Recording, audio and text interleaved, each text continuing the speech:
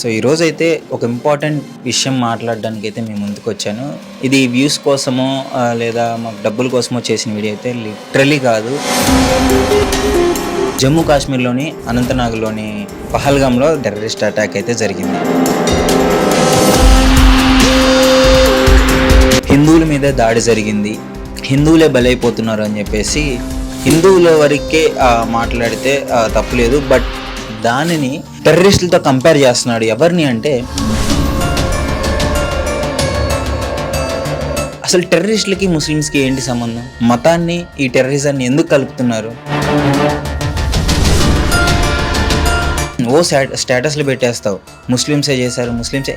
Muslims ఎందుకు చేస్తారు చెప్పండి? మీకు ఇంకో విషయం తెలుసా? ఆ అటాక్ జరిగినప్పుడు జమ్మూ కాశ్మీర్లో ఇక్కడ ఆ ప్రాంతీయ వ్యక్తి ముస్లిం, ఇతను హెల్ప్ చేయడానికి ప్రయత్నించాడు. ఇప్పుడు ఇతను ముస్లిమే కదా, మరి ఎందుకు చూడట్లేదు మీరు?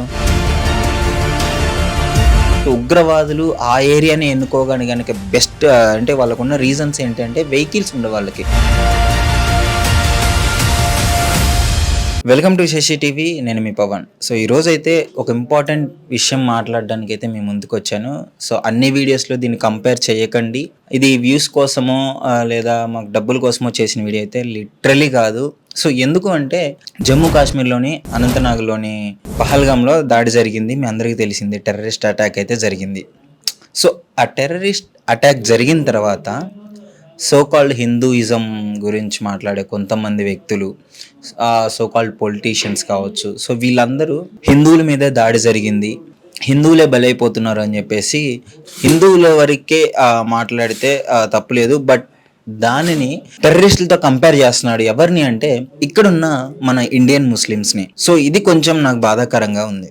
అసలు టెర్రరిస్టులకి ముస్లిమ్స్కి ఏంటి సంబంధం? మతాన్ని ఈ టెర్రరిజాన్ని ఎందుకు కలుపుతున్నారు? టెర్రరిస్టులలో అన్ని మతాల వాళ్ళు ఉంటారు. హిందువులు ఉంటారు, ముస్లిమ్స్ ఉంటారు, క్రిస్టియన్స్ ఉంటారు, అందరూ ఉంటారు. సో అలాగని చెప్పేసి మన ఇండియాలో ఉన్న ముస్లిమ్స్ అందరినీ టెర్రరిస్టుల కింద వేస్తే వాళ్ళు ఎంత బాధపడతారు?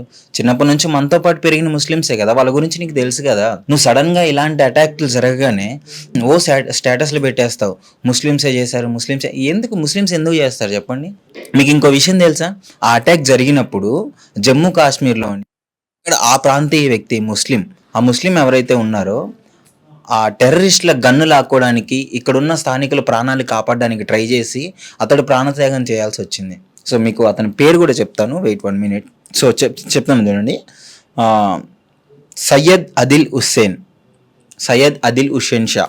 సో అక్కడ ఉన్న వ్యక్తి, అతను ఏం చేస్తాడంటే ఆ పహల్గామ్ గ్రామం అలాంటిదంటే అది మినీ స్విట్జర్లాండ్ అని చెప్పేసి పిలుస్తుంటారు. ఎందుకని? అక్కడ అది మంచు ప్రదేశంలో ఉంటుంది, పైగా కొండల మధ్యలో ఉంటుంది కాబట్టి చూడటానికి చాలా అట్మాస్ఫియర్ చాలా బాగుంటుంది, అందంగా ఉంటుంది. సో అలాంటి మినీ స్విట్జర్లాండ్ అని దానికి పేరు. సో అక్కడికి ఏంటంటే -పాయింట్, ఉగ్రవాదులు ఆ ఏరియాని ఎన్నుకోగానే కనుక బెస్ట్ అంటే వాళ్ళకున్న రీజన్స్ ఏంటంటే వెహికల్స్ ఉండే వాళ్ళకి. సో ఆ ఏరియాకి వెహికల్స్ వెళ్ళేదానికి వీలుండదు. సో ఆ వెహికల్ వెళ్ళలేదు కాబట్టి వీళ్ళకి ఇన్ఫర్మేషన్ ఇచ్చినా కానీ పోలీసులు వాళ్ళు వెంటనే రాలేరు, అక్కడ ఉన్న స్థానికులు వెంటనే రాలేరు, మెడికల్ సిబ్బంది వెంటనే అందలేదు కాబట్టి అలాంటి ప్లేస్ని ఎన్నుకున్నారు. ఎన్నుకున్నప్పుడు అక్కడున్న ఈ వ్యక్తి ఏం చేస్తాడంటే అక్కడ నుంచి కొండ ప్రాంతం వ్యక్తికి గుర్రాల మీద మనుషుల్ని తీసుకెళ్తుంటాడు, టూరిస్టులని. సో అలాంటిది ఇతను హెల్ప్ చేయడానికి ప్రయత్నించాడు. ఇప్పుడు ఇతను ముస్లిమే కదా, మరి ఎందుకు చూడట్లేదు మీరు? అంటే టెర్రరిస్టులు దాడి చేసింది ముస్లిమ్స్ అయితేనేమో అందరినీ ఒక మతానికి అంటగట్టేస్తారు, ముస్లిమ్సే ఈ దాడి చేశాడు అది ఇది అని చెప్పేసి. మరి కాపాడింది కూడా ముస్లిమే కదా, దీన్ని ఎందుకు రైజ్ చేయట్లేదు? నేను నిన్నటి నుంచి చూస్తున్నాను, ఒక్క వీడియోలో అతని గురించి వస్తుందేమో అంటే రావట్లేదు. సో ఇక్కడ మనం చూసే విధానం, నేను ఆ వీడియో గురించి పూర్తి డీటెయిల్స్ అయితే మీకు క్లియర్గా ఇస్తాను. సో నేను ఇప్పుడు దాని గురించి మాట్లాడదలుచుకోలేదు, నేను ఒక్కటే మాట్లాడదలుచుకున్నాను. ఏంటి అంటే ఇక్కడున్న సోకాల్డ్ హిందూస్ మత గొడవలు పెట్టేదానికి రెడీగా ఉన్న వ్యక్తులు ఏం చేస్తున్నారంటే ఒక మతాన్ని ఉద్దేశించుకొని ఇలాంటి ఇన్సిడెంట్లు జరిగితే మెయిన్గా లభ్యపోయేది రాజకీయ నాయకులు, కొంతమంది హిందూ వ్యక్తులు. ఎందుకంటే ఈ మతం పేరుతో వాళ్ళ ఫేమ్ పెంచుకుంటారు. సో హిందువులకు సపోర్ట్ చేసినట్టు చేసేసి మత కలహాలు సృష్టిస్తుంటారు. ఈ దాడిని మనం ఎలా చూడాలి? మన దేశం మీద జరిగిన దాడిగా చూడాలి. ఇప్పుడు అట్లా చూడట్లేదు. నేను హిందువుల మీద దాడి జరిగింది, హిందువుల మీద దాడి జరిగింది, అందరం బాధపడాల్సిన విషయమే, రివెంజ్ తీర్చుకోవాలి. ఎవరి మీద? లోకల్లో ఉన్న హిందువుల మీద, టెర్రరిస్టుల మీద. ఎవరు దాడి చేశారో వారి మీద యాక్షన్ తీసుకోవాలి కదా. మీరు వాట్సాప్ యూనివర్సిటీ నుంచి బయటకు వచ్చి ఇలాంటి బ్యాచ్ ఎప్పుడు వస్తుంది అంటే వాన పడంగానే పుట్టగొడుగులు వస్తాయి చూడండి భూమిలో నుంచి, అట్లా వస్తారు. ఈ బ్యాచ్ అంతా ఏదన్నా దాడి జరిగిందంటే హిందువుల మీద దాడి చేశారు అని బయటకు వస్తారు. కానీ ఒక్కడు కూడా ప్రాపర్ రీజన్స్తో మాట్లాడు, ప్రూఫ్లు పెట్టడు, వాడి నోటుకు వచ్చింది మాట్లాడుతుంటారు. సో నేను ఈ విషయం దాడి గురించి నేను క్లియర్గా ఇంకో వీడియోలో చెప్తాను. నేను ఈ వీడియోకి ముందుకు వచ్చింది ఏంటి అంటే, ఉన్న ముస్లిమ్స్ని, ఇండియన్ ముస్లిమ్స్ని, జమ్మూ కాశ్మీర్ ముస్లిమ్స్ని వాళ్ళే టెర్రరిస్టులు అని చెప్పేసి కొంతమంది మాట్లాడడం జరుగుతుంది.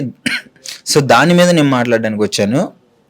సో అర్థం చేసుకోండి, ఒక మతానికి టెర్రరిజంకి అసలు సంబంధం ఉండదు.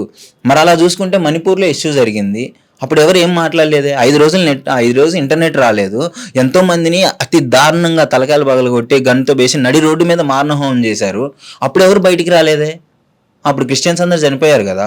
సో పుల్వామా అటాక్ జరిగింది, అది ఎప్పుడు జరిగింది చూసుకోవాలి కదా. సో ఇలాంటివన్నీ ప్రాపర్గా ఇలాంటి ప్రూఫ్స్ పెట్టి నిజాలు మాట్లాడితేనేమో వాడు యాంటీ అయిపోతాడు, ఎవరైతే మాట్లాడాడో వాడు యాంటీ అయిపోతాడు. ఇప్పుడు నాది ఒక్కటేనండి, హిందువులకి సపోర్ట్ చేయాలి. సో ఎవరైతే చనిపోయారో వాళ్ళందరికీ ప్రగాఢ సానుభూతి తెలపాలి. సో ఎవరైతే చంపారో వాళ్ళని పట్టుకోవాలి. సెంట్రల్ గవర్నమెంట్ కూడా క్లియర్గా ప్రయత్నిస్తుంది. సో వాళ్ళకంటే ముందే మీరు కొట్టుకొని చచ్చేటట్టు ఉన్నారు. అది పాక్ ఆక్రమిత ప్రాంతం, అక్కడ ఎప్పుడు ఇలాంటివి జరుగుతుంటాయి. ఎవరి రెస్పాన్సిబిలిటీ? అంత ఈజీగా టెర్రరిస్టులు లోనకు వచ్చేసారంటే ఎవరి ఫెయిల్యూర్ అది?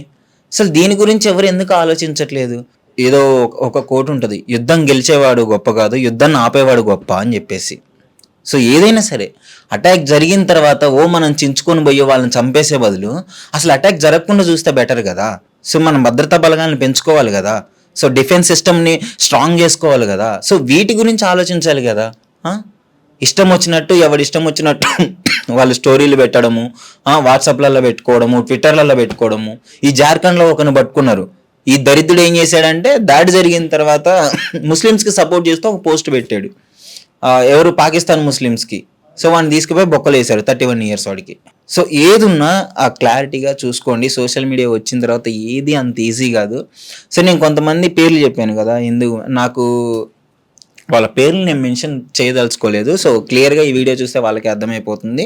సో ఇది నేను చెప్పదలుచుకుంది. ఒక దాడి జరిగింది అంటే ఎవరు చేశారో వాడిని అనండి, వాళ్ళు మతాన్ని కాదు. ఎంతమంది ముస్లిమ్స్ ఉన్నారు మన కంట్రీ మొత్తం మీద?